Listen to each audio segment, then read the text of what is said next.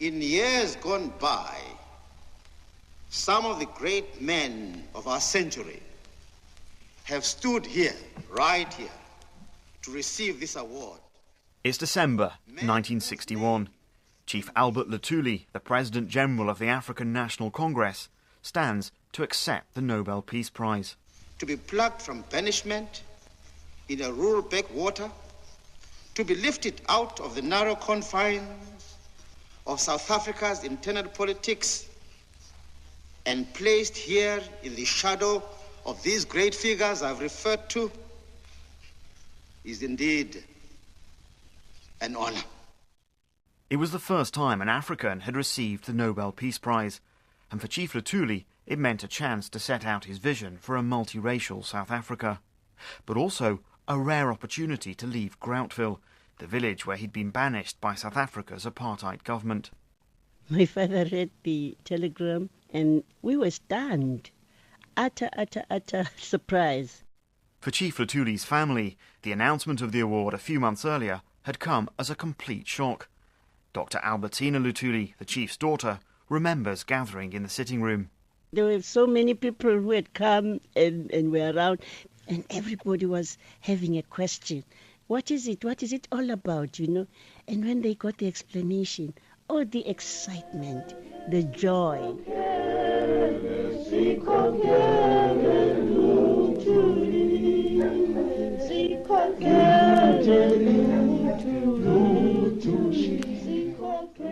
Chief Luthuli at the time was a figure of inspiration, praised in songs for his role leading the ANC.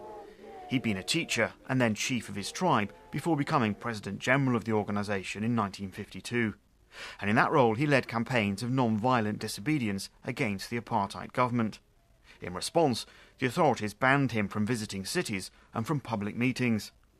Dr. Albertina Luthuli, today a member of the South African Parliament, says by the time the Nobel Prize was announced in 1961, life for her father was becoming more and more difficult.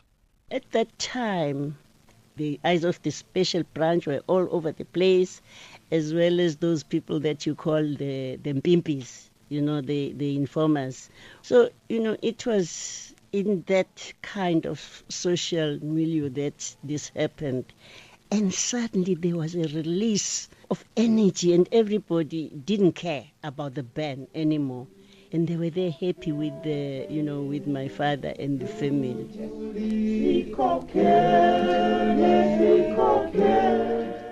The Nobel Prize had been awarded to Chief Luthuli for advocating non-violent resistance to the apartheid government.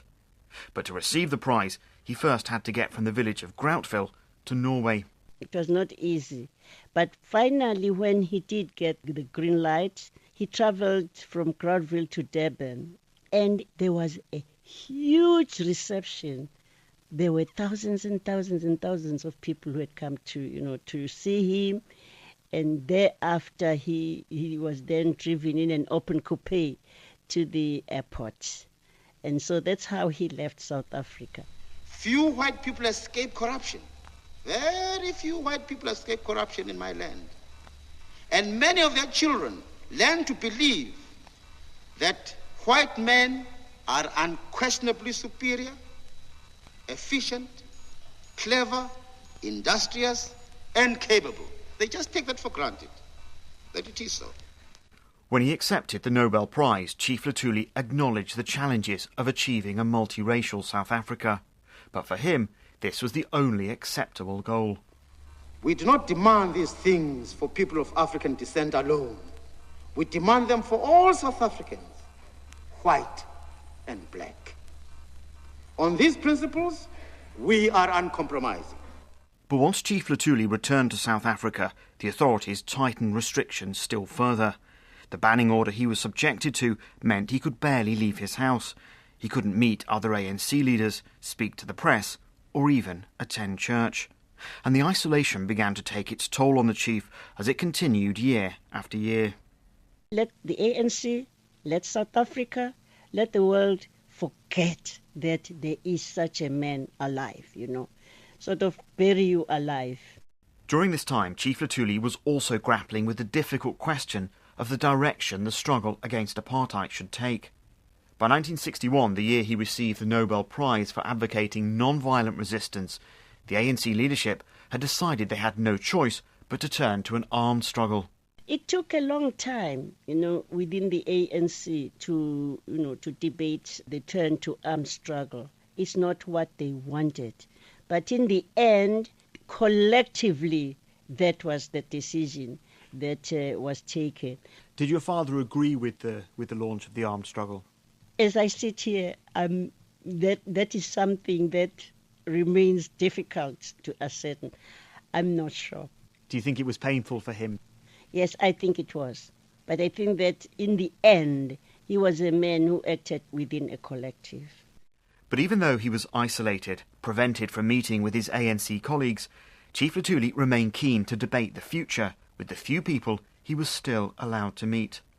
He was somebody who was very easy to talk to.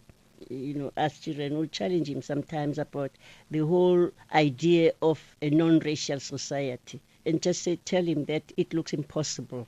And then he would have to convince us, it isn't impossible as we think. And one time, in fact, I put him in, on a spot because I raised a question and said, Baba, how would you feel if I pitched up here at home with a white boyfriend? And he just laughed, and his answer was very simple. He said that, well, if you love him and you bring him home, would embrace him and love him as well. And what helped Chief Luthuli, as well as debating, was his love of reading. He read and read and read. And his papers were all over the place, under the mattress. So we asked him one day, for instance, and said, Baba, what are you going to leave us, after you die?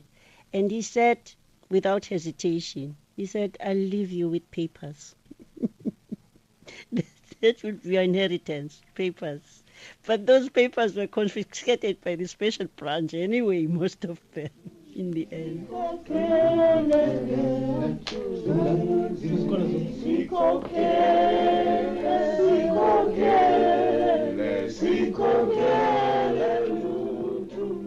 Chief Albert Luthuli died in 1967, killed by a train as he crossed a railway track close to his home in Groutville. He was still banned by the government at the time of his death and never lived to see his vision for a new South Africa realised. But his speech setting out that vision is still remembered in South Africa today. Africa's qualification for this noble task is incontestable.